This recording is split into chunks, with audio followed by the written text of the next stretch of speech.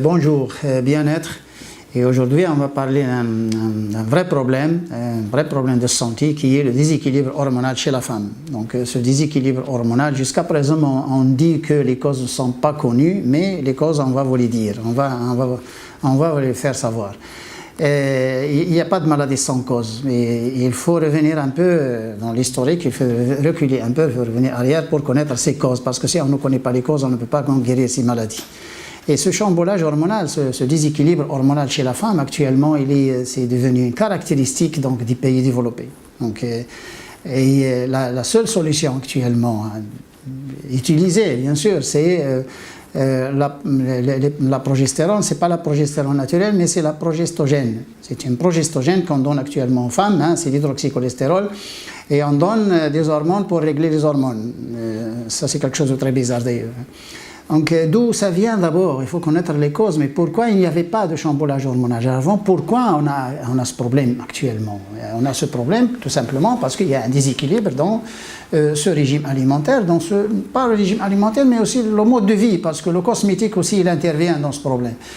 Et on a déjà parlé donc des déséquilibres entre un régime mal équilibré ou déséquilibré, là où il n'y a pas de phytoestrogène, pas de fibres, il y a trop de gras saturés, de cholestérol. Donc ce régime, on a déjà parlé que parmi les choses qui apparaissent dans cette société moderne, donc qui a changé donc, son mode de vie, c'est-à-dire qui a annulé donc, le sang de blé, qui a annulé le maïs et l'orge, qui a annulé donc, beaucoup de choses qui sont sources de phytoestrogènes, comme les graines, comme le sésame, le lin, le nigella, la fenugrec, le cresson et tout ça. Il a annulé ça et puis même certaines choses là qu'on ramassait de la forêt. Et puis le régime actuellement comprend beaucoup plus de gras saturés et de cholestérol avec les huiles raffinées, hein, les acides gras en trans. Et bien sûr, avec les additifs alimentaires et les pesticides. Donc, c'est ça les causes donc, de ce chamboulage hormonal. Il n'y a que ça, il n'y a que ça.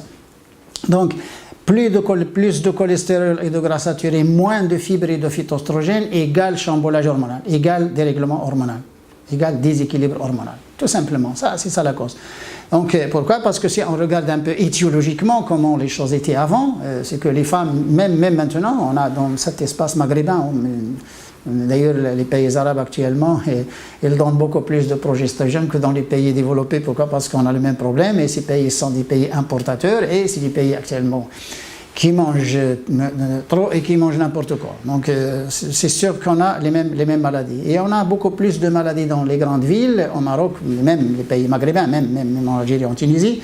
On a beaucoup plus de problèmes de déséquilibre hormonal dans les grandes villes qu'il y en a dans les provinces, qu'il y en a dans la campagne. Donc, surtout les régions lointaines, ce sont des régions qui s'éloignent un peu des grandes concentrations.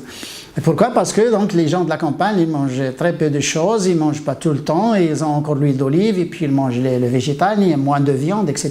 C'est pourquoi ils n'ont pas ces problèmes de ménorrhée, d'endométriose, de saignement, de dérèglement du cycle austral, les règles 2 fois par mois, ou bien après 50 jours, ils s'arrêtent, ils réapparaissent, tout ça, bon, des douleurs, etc. Donc ça c'est dû tout simplement, et on le dit tout de suite, à un manque de fibres phytoestrogènes, et un abus de gras saturés et de cholestérol. C'est-à-dire on mange beaucoup plus d'aliments d'origine animale, avec les huiles raffinées et avec un pain blanc, c'est-à-dire sans le sang, et puis on a moins de phytostérol. Pourquoi? Parce qu'on a enlevé donc, le sang de blé, l'orge, le maïs, donc de la nutrition humaine, on l'a mis comme alimentation animale, et on a un peu oublié les graines, hein, comme la fenugrec, le cresson, le sésame, le lin, le nigella, etc. On a oublié donc ces graines, la fenouil, l'anis, le carvi, etc. On a oublié ces choses qui sont d'ailleurs sources de phytoestrogènes, même certains épices aussi sont sources de phytoestrogènes, et même certains produits qu'on ramasse donc de la forêt, qui sont aussi très riches en phytostérol.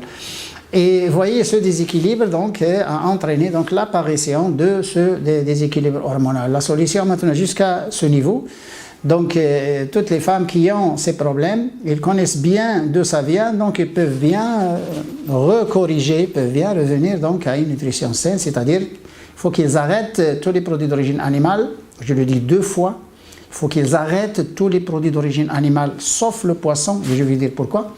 Il faut qu'ils arrêtent la volaille, C'est le poulet, la dinde, le mouton, le porc, tout. Donc il faut arrêter toutes les viandes, il faut arrêter tous les produits laitiers. Et bien sûr, on remplace les viandes par le poisson. Et puis, il faut obligatoirement prendre les légumineuses. Et les légumineuses, ils sont les mêmes que les gens choisissent, c'est tout. Ils sont les mêmes, ils ont un peu plus ou moins la même composition chimique. Que ce soit les lentilles ou les haricots, les petits pois, les pois chiches, la fève, le soja et tout ça, donc c'est la même chose. Les Américains, ils classent même les arachides avec les légumineuses. Les peanuts, bon, groundnuts, ils les classent avec les légumineuses. Donc, cette nutria, les protéines, pourquoi? Parce que les légumineuses, c'est aussi source de phytoestrogènes et source de protéines. Protéines nobles, c'est-à-dire qu'elles ne sont pas accompagnées par le gras saturé et le cholestérol. Et puis, il faut que cette alimentation, il faut qu'elle remplace donc les huiles raffinées, les huiles de table par l'huile d'olive. Et il faut qu'il remplace la viande par le poisson. Pourquoi? Parce que le poisson, il y a l'oméga 3, attention. Il y a l'oméga 3, il y a la vitamine D, et il y a aussi le tryptophane, enfin c'est riche en protéines, mais surtout les choses fortes, c'est la vitamine D et l'oméga 3. Et l'oméga 3, il intervient dans la régulation, il intervient aussi dans le phénomène physiologique, dans la régulation donc de ces hormones. Pourquoi? Parce que l'oméga 3, il fait partie du métabolisme du gras au niveau du foie, qui sont les gonadostimulines oméga 3 et puis la vitamine D.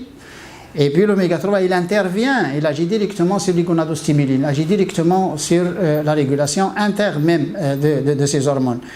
Donc, il reste deux grands facteurs, hein, parce qu'avec ça, c'est bon à 50%, 60%. Avec ça, c'est déjà bon à 60%. Si on arrête les produits d'origine animale, les huiles raffinées, et si on prend l'huile d'olive, le poisson et les légumineuses bon, pour équilibrer les protéines, et puis en même temps, on a des apports de phytoestrogènes, et puis il faut prendre les graines entières, c'est-à-dire le pain complet et l'orge, le maïs. Malheureusement, les pays européens et américains ne mangent pas de l'orge, mais dans notre espace maghrébin, on a de l'orge. En consommant encore de l'orge et on a un bon orge. Et il ne faut pas donc tamiser, il ne faut pas donc enlever le sang de blé, il faut même acheter le sang de blé et le manger. Et il faut aussi ne pas négliger, il faut que le régime comprenne obligatoirement les graines, c'est-à-dire le sésame, le lin, la fenugrec, le cresson, le nigel, la fenouil, l'anis et tout ça, donc l'étoile de mer, le carvi, etc. Donc toutes ces graines, c'est important parce qu'ils sont source de phytoestrogène et phytostérol, surtout le phytostérol. Pourquoi? Parce que phytostérol, ça diminue le cholestérol dans le sang. Et phytoestrogène, c'est des régulateurs hormonaux qui se trouvent naturellement, qui se trouvent dans la nature. Donc les hormones de la nature, ce n'est pas les hormones synthétisées chimiquement. Et ce n'est pas les hormones xénobiotiques qui proviennent avec les aliments. Pourquoi? Parce qu'actuellement, on fait la production de la viande et de l'œuf et du lait même avec des hormones, ce qu'on appelle facteur de croissance. Bon, il faut appeler quand même les choses avec sa vraie appellation, donc facteur de croissance. Mais nous, on ne reconnaît pas cette appellation, facteur de croissance. C'est quoi facteur de croissance? C'est une hormone, parce qu'il a un effet anabolique, donc c'est une hormone, c'est tout. Et avec ça, donc, c'est une solution qui paraît facile. Attention, il paraît facile, parce que ça paraît banal, il y a des gens même, ils ne vont même pas croire. Mais les gens qui ont suivi ça, nous avons des milliers de cas que nous n'avons pas vus. Hein. Rien qu'avec le média, des milliers de cas qui se sont revenus à la nature. Et la femme, quand il a un déséquilibre hormonal, elle est sur le chemin d'un cancer du sein ou cancer du l'utérus ou de l'ovaire, c'est-à-dire les cancers hormonodépendants. Donc, quand il a, je le dis deux fois, quand il a un déséquilibre hormonal, il est sur le chemin d'un cancer hormonodépendant. Il faut qu'on soit bien précis. Okay. Et il faut qu'il règle ce problème avant qu'il ne soit trop tard. Et s'il continue avec la progestogène, avec la progestérone artificielle qu'on donne d'ailleurs aux femmes, il y a des femmes qui prennent ça comme des bonbons, c'est pas des bonbons, hein, c'est des bombes plutôt, c'est pas des bonbons.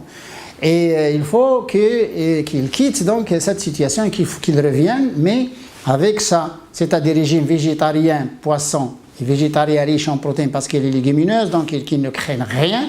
Parce qu'il y a des femmes qui vont dire attention, le lait pour le calcium et puis on a les protéines, tout ça. Non, il y a autant de protéines dans le monde végétal qu'il y en a dans le monde animal.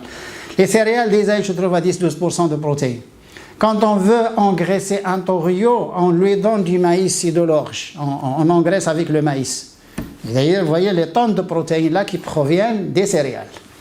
Et disons ce discours, cet ancien discours que si on ne mange pas de la viande, c'est qu'on ne va pas vivre, là c'est un ancien discours, il faut l'oublier. D'ailleurs, il faut qu'on arrête à dire aux gens qu'on ne peut pas vivre sans viande. Il faut qu'on arrête ce discours. Et il y a autre chose, attention, il y a autre chose, il n'y a pas que ça. Il y a de régime végétarien, poisson, huile d'olive et tout ça. On arrête les huiles raffinées, on arrête toutes les viandes et les produits laitiers. Produits industriels, c'est obligatoire. Et puis moins de cosmétiques. Si on quitte le cosmétique, ça va être extraordinaire. Mais il reste deux grands facteurs. Sans ces deux facteurs-là, la méthode ne marche pas. Il faut le mouvement, du sport, hein, il faut faire un grand effort physique, soit des mouvements à la maison, soit il faut marcher, tout ça, et chaque jour. Donc il faut faire un effort, hein, un grand effort, il faut un mouvement, et il faut le jeûne. Le jeûne, la starvation, bon, il ne faut pas manger pendant une période, c'est tout. Hein. Il faut rester sans manger pendant 8 heures, 10 heures jusqu'à 12 heures, c'est bon. C'est bon, c'est pas la peine de jeûner. Bon, les gens qui veulent jeûner, c'est bon. Mais les gens qui ne veulent pas jeûner, déjà 8 heures de faim, c'est bon. Comme ça, le corps, quand même, il épuise parce que le jeûne, ça règle bien les hormones. Et puis, si jamais, surtout les musulmans, si jamais les gens qui veulent jeûner, il y a des gens qui ne sont pas musulmans qui jeûnent d'ailleurs actuellement. Lorsque nous étudiants, il y avait des étudiants avec nous à l'université qui n'étaient pas musulmans et qui jeûnaient avec nous. Ils jeûnaient avec nous, ils ont trouvé ça extraordinaire. Donc, les gens qui veulent jeûner, les gens qui choisissent de jeûner, il ne faut pas qu'ils mangent le soir. Ce n'est pas parce qu'on jeûne que le soir on va remplir l'estomac jusqu'à la fin. Quand on jeûne, on mange très peu le soir. Un petit potage, les dattes, l'eau, etc. Un jus, un thé, etc. Mais le soir, il ne faut pas manger. Et surtout, il ne faut pas manger les produits trop forts. La sucrerie et les viandes. La sucrerie et le gras saturé. Donc d'ailleurs, le gras saturé, on l'a dit, mais surtout, il reste la sucrerie. Donc quand on jeûne, on ne mange pas le soir pour donner sens à ce jeûne. Si on jeûne et puis le soir on mange 4 fois la quantité qu'on aurait mangé si on ne jeûnait pas, là c'est faux. Là, ce n'est pas la bonne méthode. Donc un régime qui permet, donc un mode de vie qui permet de ce bien-être, c'est un bien-être parce que les femmes qui ont ce problème-là, ils n'ont pas un bien-être, mais ils peuvent bien faire ce bien-être rien qu'en suivant cette méthode, qu'en suivant ce plan, et c'est un plan extraordinaire. Si les gens qui veulent un peu acheter des compléments alimentaires, ou qui veulent aider, ou qui ont un peu d'argent, les gens qui ont un peu d'argent et qui peuvent se procurer certaines choses, qui peuvent payer certaines choses, qui sont d'ailleurs très chères, comme les pays européens, dans les pays américains, ils ont des capsules de propolis, ils ont aussi des ampoules de gelée royale, ils ont le pollen de l'abeille, ils ont le glutathion, ils ont le green barley, hein, l'orge sous forme de poudre, l'orge vert sous forme de poudre, ils ont le flocon d'avoine, ils ont beaucoup de choses là, des compléments qui sont de la nourriture. Hein. C'est pas des médicaments, c'est de la nourriture, c'est tout. Et ça, c'est très suffisant. C'est très suffisant d'ailleurs pour régler ce problème. Ça prend du temps. Ça prend du temps parce qu'une maladie qui s'est faite après 20 ans et 30 ans, ça ne se règle pas en 2 jours. Il faut du temps et il n'y a pas autre solution que ça. Et ça, c'est notre méthode. Il y a actuellement des gens qui disent n'importe quoi à gauche et à droite, mais nous, on part science. On arrête les produits d'origine animale parce qu'il y a du cholestérol et du gras saturé. Il y a aussi des hormones xénobiotiques dans les viandes, le lait et l'œuf. Et il y a des antibiotiques aussi dans ces aliments susceptibles. Hein, ils peuvent contenir des hormones, ils peuvent contenir des antibiotiques. On arrête ça pour ça. Donc on vous dit bien la raison pour laquelle on parle science, mais on ne parle pas comme ça, disons. Et puis on laisse le régime végétarien. Donc le régime végétarien, il est riche en fibres, en phytoestrogènes, phytostérol. Donc quand on arrête le cholestérol et on augmente les phytoestrogènes, donc ça va, hein, ça se règle, c'est automatique. Il n'y a pas de raison pour que ça ne se règle pas. Et puis quand on fait le mouvement et le jeûne, là on complète, ça c'est pour parfaire un peu cette méthode. Et c'est extraordinaire. Si les femmes ne mangent pas la nuit, ce serait mieux.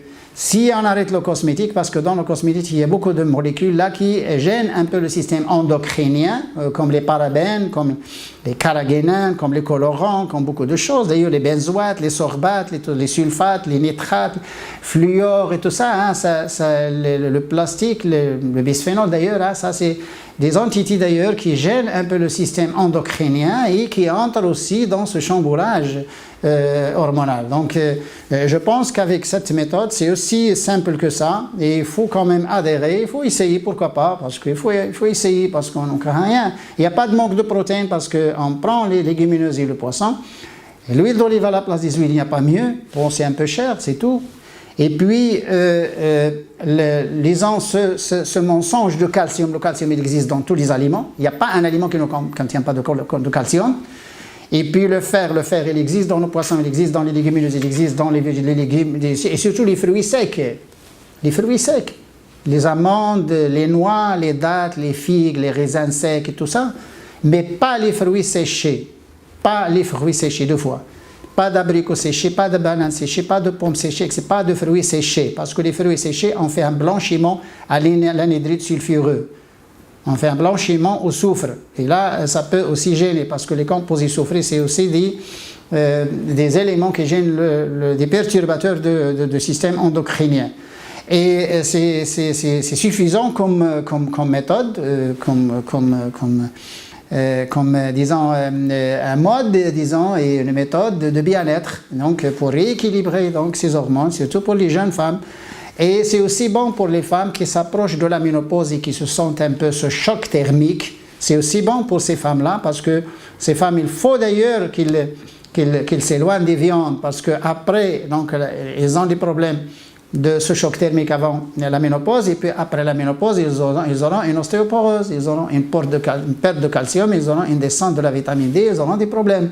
Ils auront un vieillissement rapide après la ménopause. Donc, s'ils s'éloignent des sucres, parce que quand on enlève les viandes, les sucres, les produits industriels et tout ça, junk food, fast food et tout ça, on élimine déjà les perturbateurs, les antinutriments, on élimine déjà les additifs alimentaires, les additifs, il y en a beaucoup d'ailleurs. On élimine les produits de la cuisson, comme les acrylamides, les peroxydes, les mélanoïdes et tout ça. Et on élimine les métaux lourds qui peuvent contaminer ces aliments, parce qu'ils sont emballés dans le plastique ou dans l'aluminium. Et c'est bon, il n'y a pas mieux que ça. Hein. Donc, ce n'est pas à démontrer et ce n'est pas à prouver. Et d'ailleurs, nous sommes là pas pour vous convaincre, mais on est en train d'expliquer des choses scientifiquement pour aider les gens et c'est tout. Donc, jusqu'à un autre épisode, Inch'Allah. Au revoir.